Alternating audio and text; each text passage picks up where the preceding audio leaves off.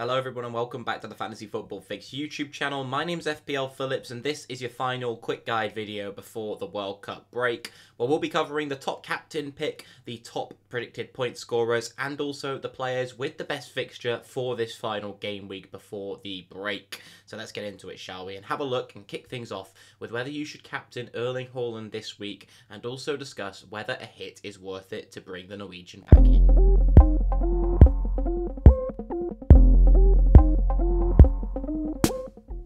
So I think many people out there, including myself, who did take out Erling Haaland, did so in order to bring in Alvarez and probably a premium midfielder such as Kevin De Bruyne, and therefore bringing him back in would require a hit.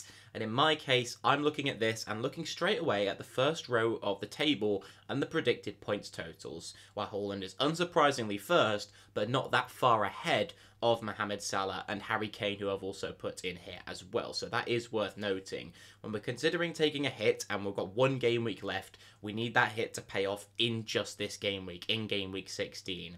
But you consider the captaincy and a point between them two, roughly, Salah and Haaland. If you're going to captain Salah instead, then it might not be worth it on paper, is what the statistics are saying here, if you're considering taking a hit to bring Erling Haaland back in and captaining him over someone like Mohamed Salah. It doesn't look worth it. When you look at Harry Kane, it looks like a better move, but Harry Kane against Leeds is still a fixture I really like the look of.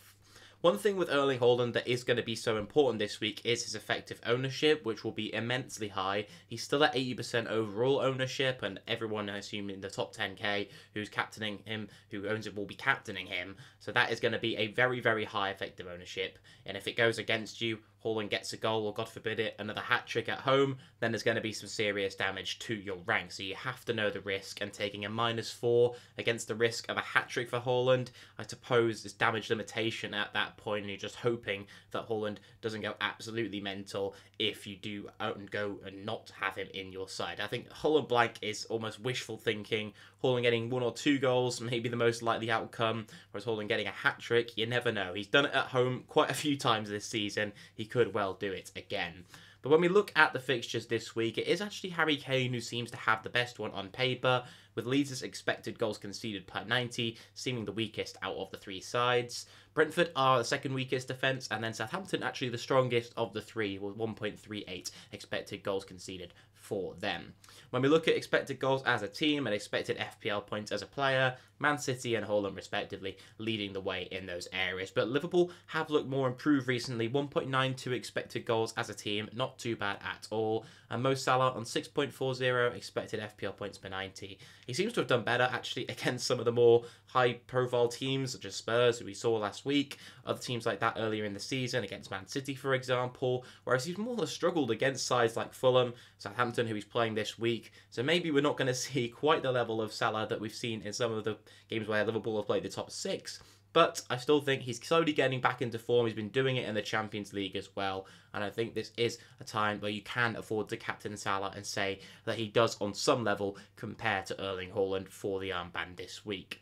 There's Kevin De Bruyne as well, who we're actually going to see when we go and have a look at the predicted points totals and the top 10 overall predicted points for game week 16. So we saw 3 of the top 10 there, with Haaland, Salah, and then Harry Kane, who's in 4th. De Bruyne sits between Salah and Kane on 6.7 predicted points for this game week, but the rest of the top 10 is as follows. Darwin is in there with Nunes on 6.4 predicted points, and a very good option in my opinion to bring in this week. Maybe if you're not using a hit to go for Erling Haaland, you can instead just afford to bring in Darwin Nunes for some of one of the other forwards, maybe a Mitrovic or maybe a Callum Wilson. You can just do that move in one without taking a hit. I think that's a good alternative if you choose to go without Haaland, or can just afford to do that move with 2 free transfers if you have them.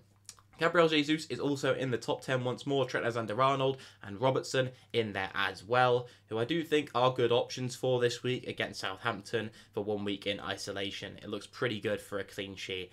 I know Liverpool's expected goals conceded themselves is pretty poor and their defensive data doesn't look good, but I still think this is one of the best games to target if you are looking for a clean sheet. And we can afford to take a little bit of a punt in the last game week of the season, and when we look at big hauls, the Liverpool fullbacks are 2 players certainly very capable of those in one game week alone.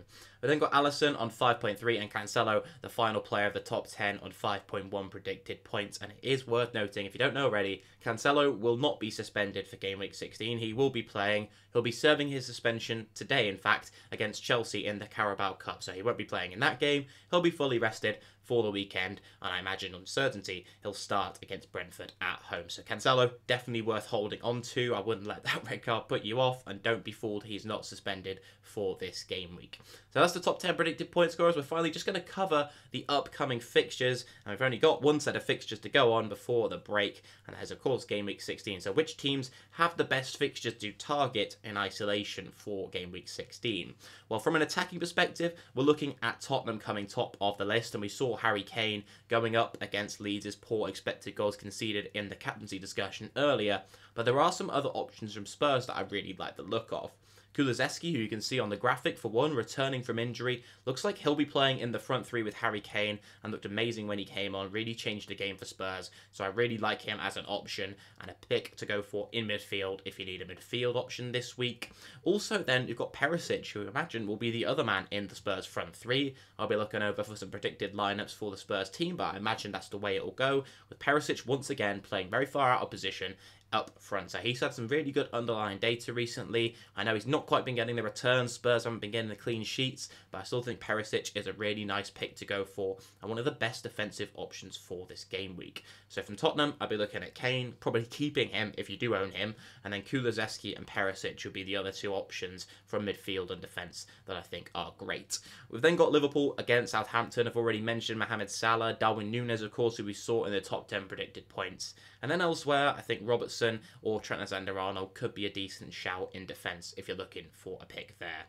Manchester City against Brentford at home. We know what a great fixture that is, and the obvious options are there.